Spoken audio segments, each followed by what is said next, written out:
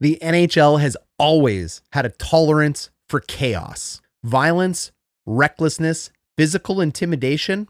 It's been part of the game since the game was born in Canada on the frozen ice. The league says it cracks down, but it always tends to reward those that cross the line. Players, teams, coaches, those that can find the line and cross it appropriately in the league's eyes, whatever that means, are rewarded with Conn Smythe trophies, Stanley Cups, and big paydays. These agitators, though, they're not just pests. And they're not just agitators. They're also not enforcers. These are core players, legitimate first-line talent. Talent that can score goals at the drop of a dime, that can make beautiful passes, that skate like the wind, that have a presence in this game that is both so punishing and beautiful, we can't look away. And NHL teams know this. GMs know this. When teams win Stanley Cups, teams come copycatting away.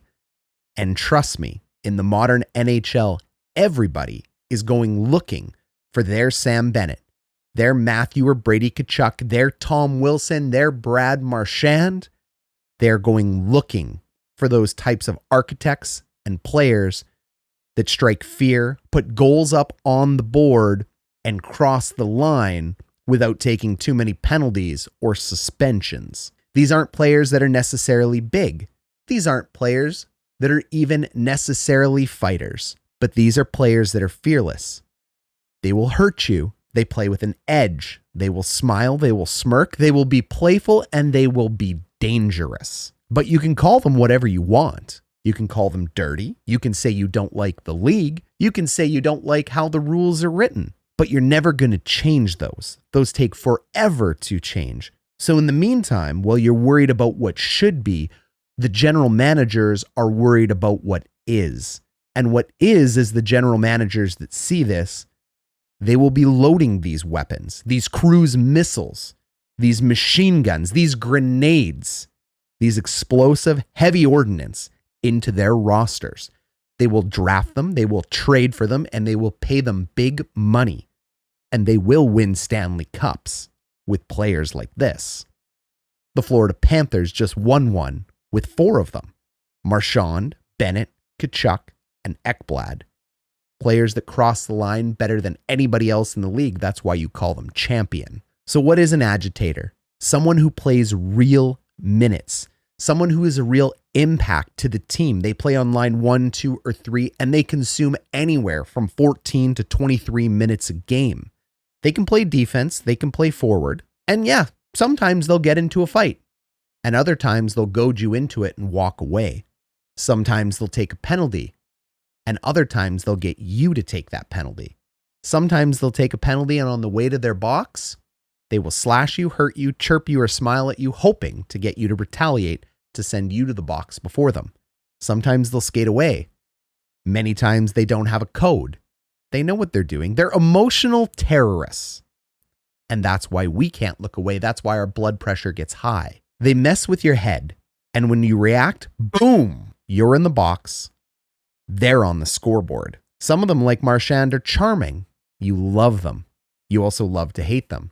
Some, like Tom Wilson, are absolutely terrifying. They will end you. They will see red like a bull, and they will not stop. And some are both. What are the types of agitators? How about the pests? They laugh in scrums. They chirp you nonstop. Chirp, chirp, chirp, chirp, chirp. Pigeon, pigeon. Nice gloves there, bad. They lick faces, and they run goalies, all with a smirk. Yeah, the biggest rat of all time. How do you call me the biggest rat of all time? It looks like a duck and swims like a duck. I said rat. Why are you talking about ducks? They draw penalties, and they make you pay when they're on the first line power play. Then you have the menacing edge players, the guys that cross the line and physically hurt you. They see your number and you turn, and they will paste you against the boards, and you will not get up. You will cut across the middle with your head down. The chicken wing will come out, and they will send you into concussion la-la land. They'll hurt you, and they'll walk away grinning. They will not feel bad about that, and they do not fear anyone on that ice. There is no enforcer or tough guy coming that will stop them from playing on the edge. Most of the time, they're tougher than the toughest guy that is coming after them. And if you do send a pure tough guy at them, maybe they'll walk away. Maybe they're just a better hockey player than that person, and they will score a goal against that line. These are players like Radko Gudas, already mentioned Tom Wilson, and Darnell Nurse. And then you have the hybrid players. They put up 50 points in the season, and they blow up in the playoffs. Think Sam Bennett. The deeper it goes, the more important they get, and they don't give a about your feelings. They can change a series with a hit or a goal, and sometimes those hits are questionable. It's not just Conn Smythe Trophy winning Sam Bennett. It's not just Matthew Tkachuk. Think Brandon Hagel. Think Corey Perry. MVPs, elite players, goal scorers, talent, and agitators. So why do they matter? These players are winners, and they've won in the last 5 years. We have seen NHL teams getting bigger, but bigger doesn't always matter. Sam Bennett is 6 feet tall, maybe 6'1" if you believe the NHL website, and 193 pounds, which is likely inflated. By the time the playoffs are over, I bet he's 180 after he's lost all that weight from all the skating. And these players thrive in playoff conditions. The deeper the series goes, the more the refs let go, the more emotions run hotter, the more they tend to get into your head, and the more goals they tend to score because the more space they produce from all the big hits. And they're not just passengers. They lead their team deep. They're loved by their teammates. They follow these warriors into battle. People talk about codes all the time. There are no codes in hockey. The only code is winning. Winning is what matters. And although there are multiple ways to win, I would argue in today's NHL, you need players like this to win. Florida had 4 of these guys on their team, and 2 of them were Conn Smythe Trophy contenders. One won it. They didn't just play tough, they produced. They scored goals, they set the tempo, and they rattled the bird cages of their opponents. And there's tolerance from the league. The league doesn't stop it. They almost encourage it. Their silence says everything you need to know. The suspensions are rare, and the fines are even weaker. The players have a CBA. $5,000 is the highest fine they have because the players have agreed to it. If they wanted more, they would ask for it, and they don't. And why? Well, frankly, these guys drive ratings. They drive rivalries, and they drive drama. They make for great clicks, and they make for even better TV, according to the NHL. And coaches and GMs, they want these guys. Coaches like Paul Maurice and John Cooper encourage players like this. They say what needs to be said without saying it. They are not circling players on the board. They are not targeting players, but they are telling you to play tough. Nobody's going to play. You get a 3-1 lead, and now you want to make plays. The plays. Pound their D. So in Game 7, they got nothing left. So now that puts us into the arms race. Every general manager should be looking for their version of Sam Bennett. It's not the size that matters, it's the attitude. And you can't teach an edge. You either have an edge or you don't. Ask Tyler Myers, one of the biggest players in the league. The edge is not there. And you can't teach that. The NHL has never just been about skill. It needs to be about the edge. It needs to be about unpredictability. Even Connor McDavid has been known to throw a chicken wing from time to time. And what's it turning into? Even players that aren't considered agitators are getting in on the business because you have to bring that edge. Even players that are not from traditional countries or markets that are considered agitators bring it. Think Roope Hintz. That cross-check to Nathan MacKinnon was vicious by the number 1 center. How did it get answered to him?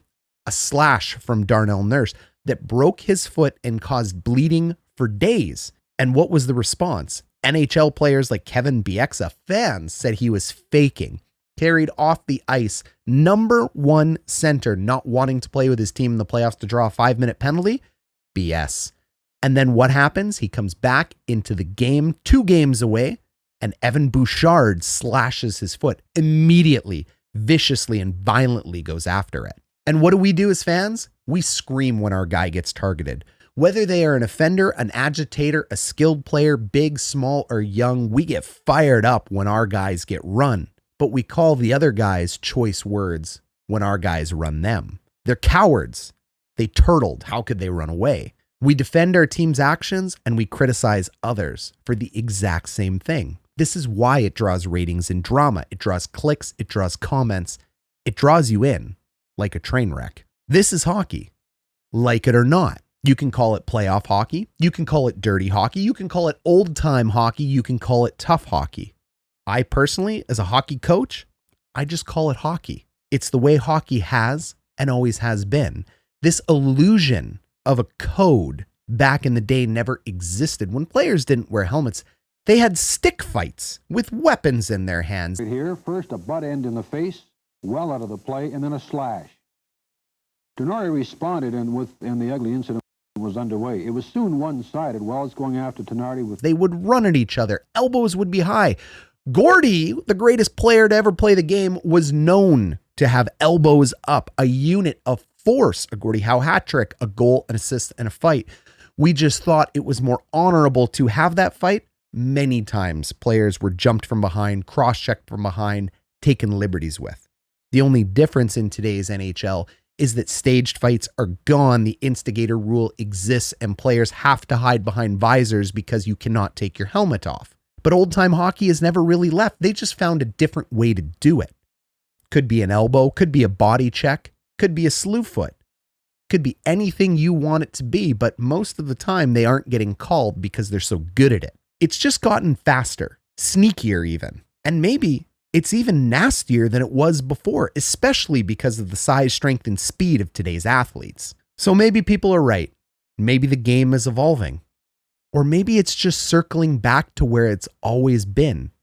Either way, if you're a fan and you want your team to raise a Stanley Cup, it might be in your team's best interest to go looking for players like this. Stock the shelves, stock the cupboards with ammunition, with bombs, with dirty bombs. Maybe even nuclear missiles. Players like this matter. And it isn't just the Florida Panthers. We talked about the four: Bennett, Marchand, Tkachuk, and Ekblad. What about Tom Wilson, Nazem Kadri, Corey Perry, Evander Kane, Jamie Benn, Brandon Hagel, Radko Gudas, both Foligno bros. Tougher than concrete, those boys. Mason Marchment, Zach Hyman, Jacob Trouba, Darnell Nurse. Elite players, elite skaters. Yes, you got guys like Matt Rempe and Wi-Fi, Jack-Eye off Montreal, but these guys aren't skilled enough to keep up with that first group. As soon as those guys get on the ice, they may make a difference, but only if they can catch them.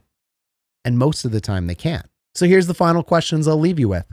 What happens when your team drafts players like these? What happens when your guy becomes the villain? And are you ready to cheer for someone that plays on the edge? And can the NHL really ever change? Or do we even want it to? Let me know what you think down below in the comments, and I'll catch you guys in the next video.